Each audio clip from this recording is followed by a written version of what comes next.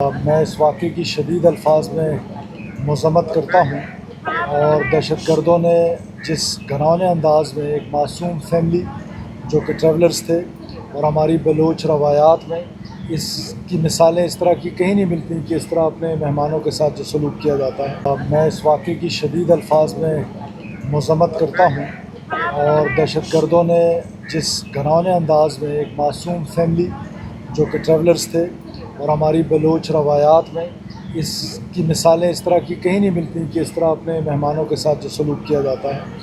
تو حکومت بلوچستان اور بلوچستان کے لوگوں کی طرف سے شدید الفاظ میں مذمت کے بعد آپ کو یہ بھی بتاتا چلوں کہ ہم نے کل ہی اسی علاقے میں ایک انٹیلیجنس بیسڈ آپریشن کیا اور اس آپریشن کے نتیجے میں 3 دہشت گرد جو ہیں وہ اسی مقام پر جہنم وصل ہوئے ہیں.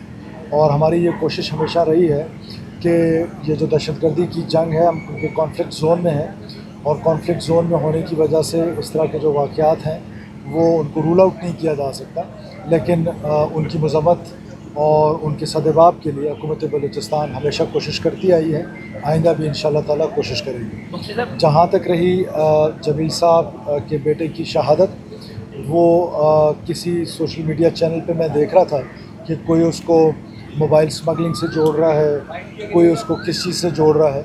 وہ ایک شہری تھے پاکستان کے جو ہمیشہ سے سندھ سے اس موسم میں کوئٹہ لوگ ٹریول کرتے ہیں، یہ آج کی بات نہیں ہے. گرمیاں کراچی میں جب زیادہ ہوتی ہیں تو لوگ کوئٹہ آتے ہیں اور یہ کئی سالوں سے لوگ آتے رہے اور یہ اس کو اس سے جوڑنا اور یہ صرف اپنی وہ سبکی وہ دہشت گرد تنظیمیں جو ہیں وہ اپنی سبکی مٹانے کے لیے اس طرح کی گھناؤنی حرکتیں کر رہے ہیں. اور جمیل صاحب کے جو پوتیاں ہیں ان کی کفالت کی ذمہ داری حکومت بلوچستان نے اٹھائی ہے اور حکومت بلوچستان ان کی اہلیہ کا علاج بھی کرائے گی اور ساتھ ساتھ جو ان کے بچوں کی 16 ایئرز آف ایجوکیشن ہے وہ انشاءاللہ تعالی ہم حکومت بلوچستان کی. سی ایم صاحب یہ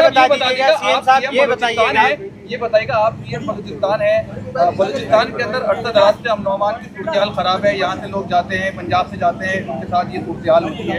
تو آپ یہ براہ کرم یہ بتا دیں کہ بلوچستان کے اندر کتنی جگہوں پر ریاست کی ریٹ قائم ہے جہاں آپ خود بھی جا سکتے ہیں؟ میں ابھی بھی آواران سے آ رہا ہوں اور میں ہر جگہ پہ جا سکتا ہوں.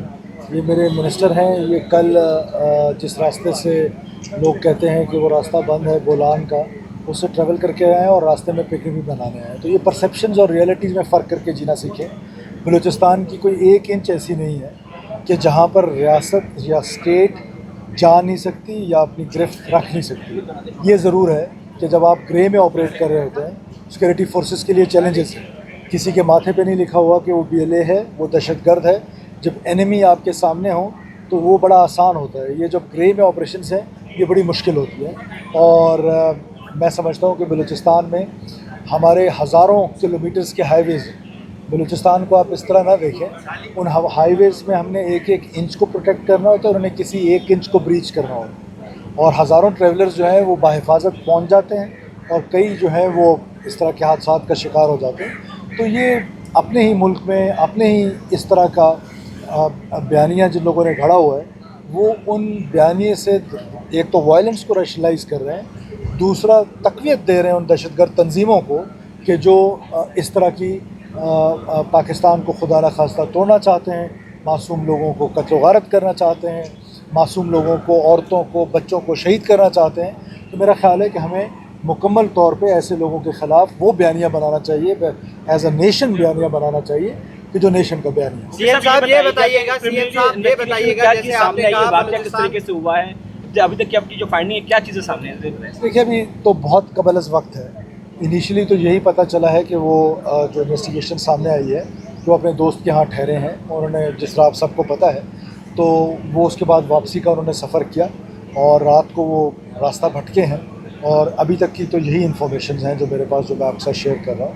اور ظاہر ہے ہم نے جو اسپیشل ہماری انویسٹیگیشن ٹیمز ہیں وہ اس کی انویسٹیگیشن کر رہے ہیں اور اگر اس میں کوئی اور چیز اس طرح کی سامنے آئی تو آپ کے ساتھ شیئر. سی ایم صاحب یہ بتائیے گا بطور وزیر اعلیٰ آپ نے کہا کہ ہزاروں ٹریولر سیفلی پہنچ بھی جاتے ہیں اور کچھ ایسے ہیں جو حادثات کا شکار ہو جاتے ہیں. تو یہ حالات کو کنٹرول کرنا آپ کے بس کی بات ہے؟ آئے روز ہم سنتے ہیں حقائق میں اور پرسیپشنز میں کیا فرق ہے.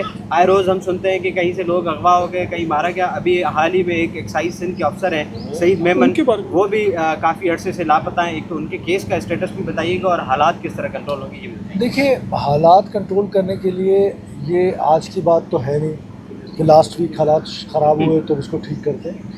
یہ برسوں کی باتیں ہیں اور یہ اس طرح کھڑے کھڑے موٹر سائیکل کے پریس کانفرنسوں پہ شاید میں آپ کو سمجھا بھی نہ سکوں اور بتا بھی نہ پاؤں.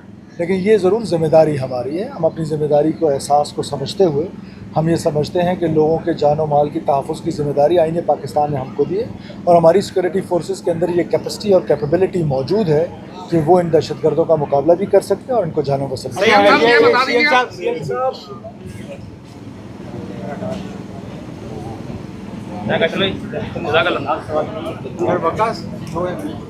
موکلی